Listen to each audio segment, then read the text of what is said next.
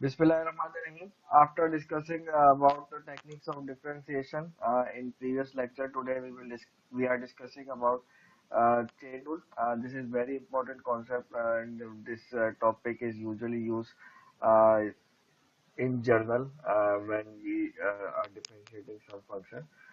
Basically, we use the chain rule when we want to find the derivative of any composite function. By composite function, we know we already defined composite function in previous lecture when we were discussing about functions. Uh, Composite function means, let's suppose f composition g. F composition g means f of g of x. Suppose we want to find the derivative of this composite function, means we want to find d of dx of f composition g. So it means we want to find d by dx of f of g of x. So we suppose the interior function g of x as u, or some variable you may name it by any variable. U is equals to g of x. It means we are finding d by dx of f of u. What is f of u? We can say that y equals to f of u. So it means we are finding dy by dx, and it means according to this, अगर chain rule आप यहाँ पे apply करें तो according to this we are saying that first we will find dy taking derivative of y with respect to u, then taking derivative of u with respect to x. ये बात बिल्कुल ऐसे ही है जैसे आप इसको इस तरह समझ लें कि हमारे पास एक फंक्शन y है, y एक वेरिएबल है जिसका मैं डेरिवेटिव निकालना चाह रहा हूँ विद रिस्पेक्ट टू x, लेकिन y का derivative directly with respect to x नहीं निकाल सकता हूँ, बिकॉज इनके दरमियान में एक इंटरमीडिएट वेरिएबल u के नाम से मौजूद है। तो पहला काम मैं ये करूंगा कि y का डेरिवेटिव पहले विद रिस्पेक्ट टू u निकालूंगा, देन u का derivative with respect to x निकालूंगा। उसके बाद जो है मैं इन दोनों का मल्टीप्लाई करूंगा तो मुझे यहाँ पे dy by dx मिलेगा। So first we will find the derivative of y with respect to u, then we will find derivative of u with respect to x, then we multiply so that we will get dy by dx. So this is your chain rule, and this theorem is explaining all this stuff which I have explained you in my whole handwriting. It is written as if g is differentiable at x and f is differentiable at g of x. Then f composition g is differentiable at x. Moreover, if f y equals to f of g of x, ये चीज हम already यहाँ पे बात कर चुके हैं कि f of g of x इसका आप डेरिवेटिव निकालना चाह रहे हैं, और g of x जो अंदर वाला फंक्शन है इसको आपने u सपोज किया, ये बात भी हम इधर ऑलरेडी कर चुके हैं। तो सारी ये वही चीज है जो कि थ्योरम में एक्सप्लेन की गई है। तो चेन रूल ये होता है। आप चेन रूल को मजीद एक्सप्लेन करने के लिए हम इस पे एक एग्जांपल ले लेते हैं ताकि हमें इसके कॉन्सेप्ट थोड़े से और क्लियर हो।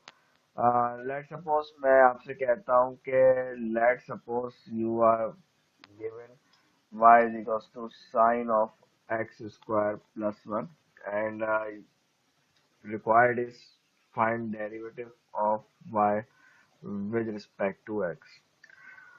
Here you can see that sine के अंदर एक और फंक्शन मौजूद है।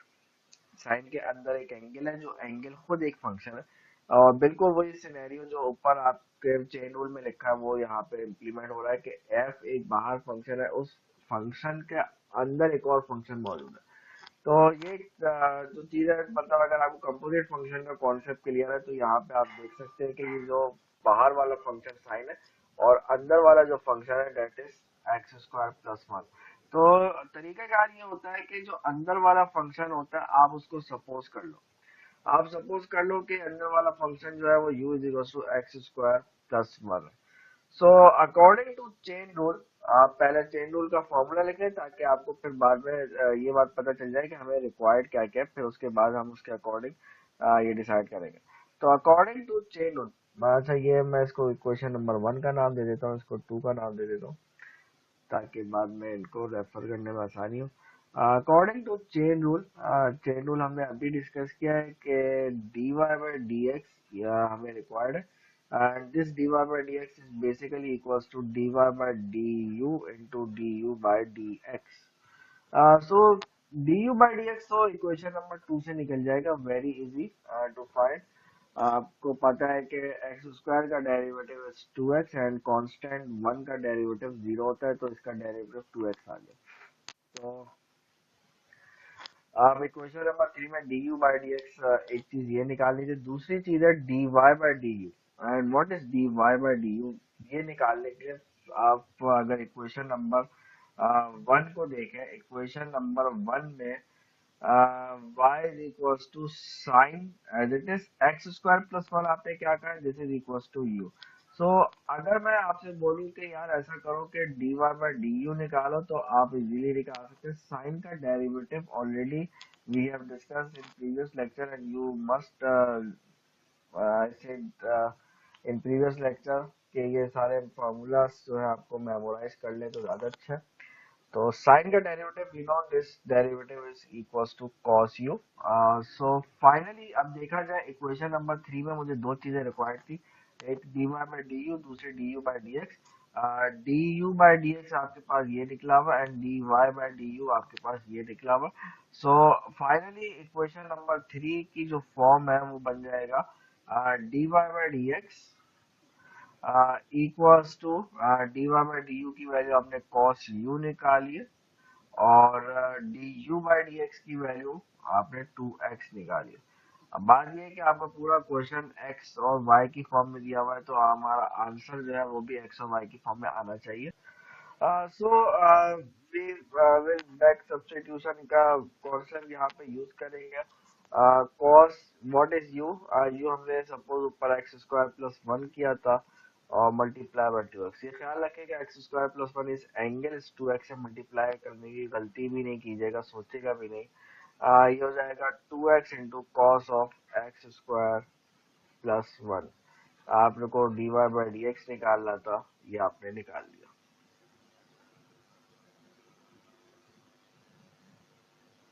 So this is your final answer।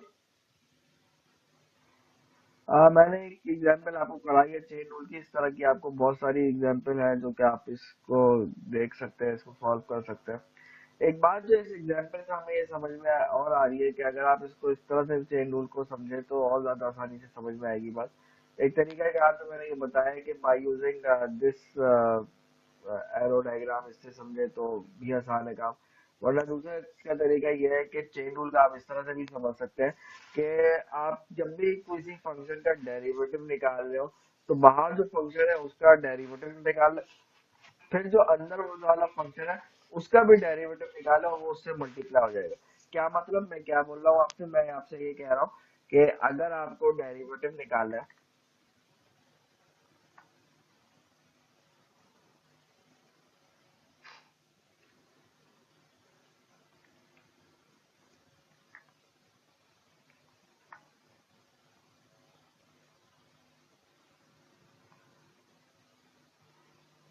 मैं आपसे कह रहा हूँ कि अगर आप डेरिवेटिव निकालना चाह रहे हैं, for example d by D x निकालना चाह रहे हैं and you have given y is equals to f of g of x, आपको एक चीज दी हुई है, आप इसका डेरिवेटिव निकालना चाह रहे हैं। तो इसको इस तरह से भी समझा जा सकता है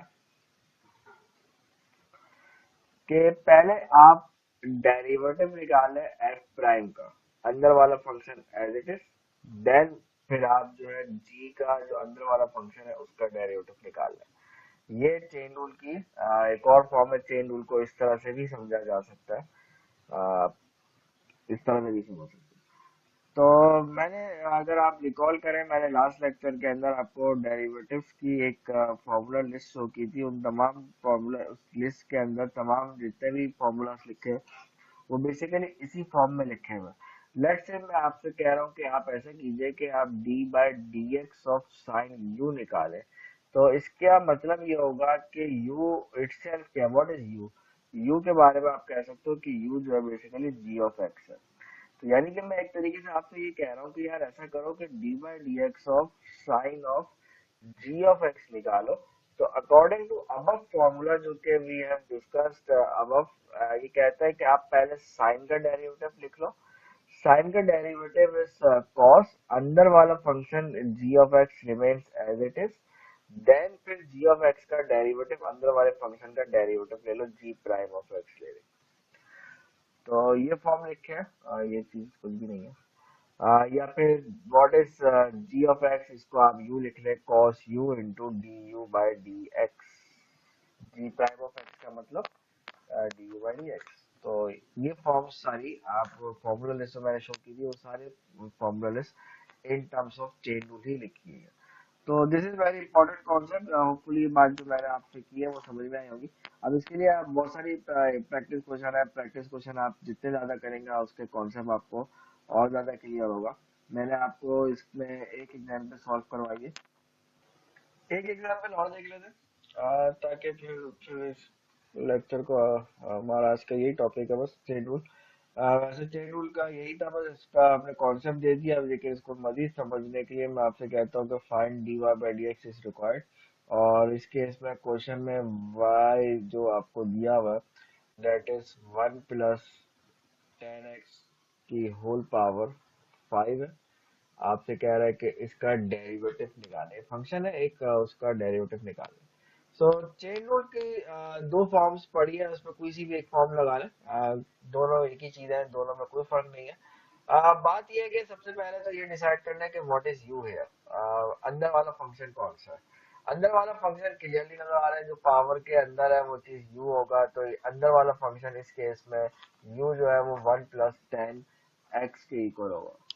तो यानी कि y is equal to f of u होता है, तो ये हो जाएगा u की power 5।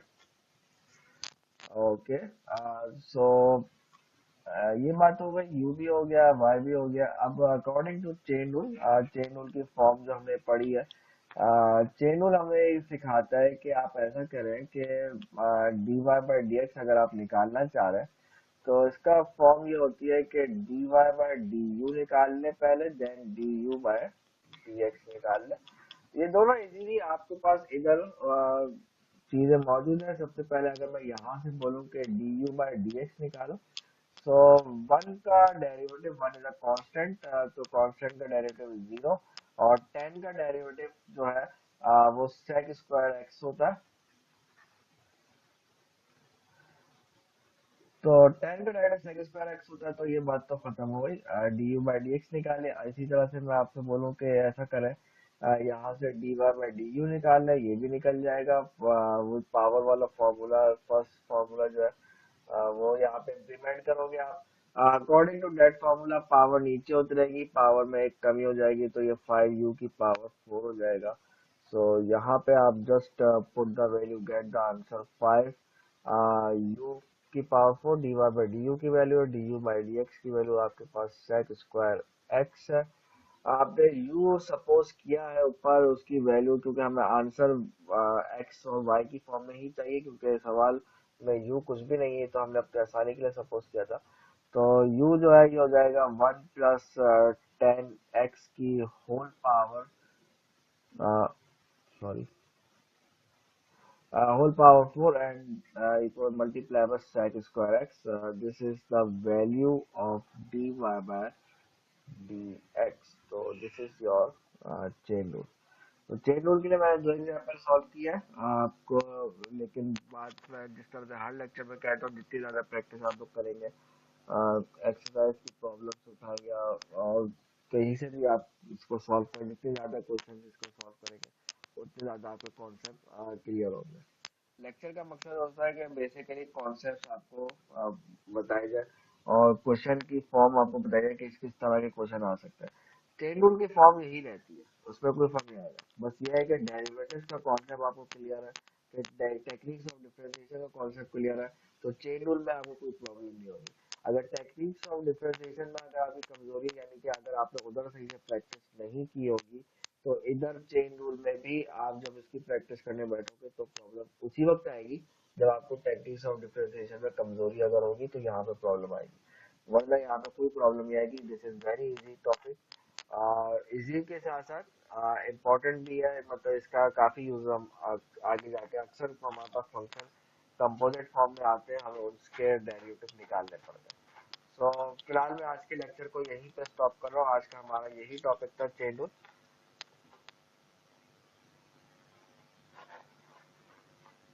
So that's all for today. Thank you.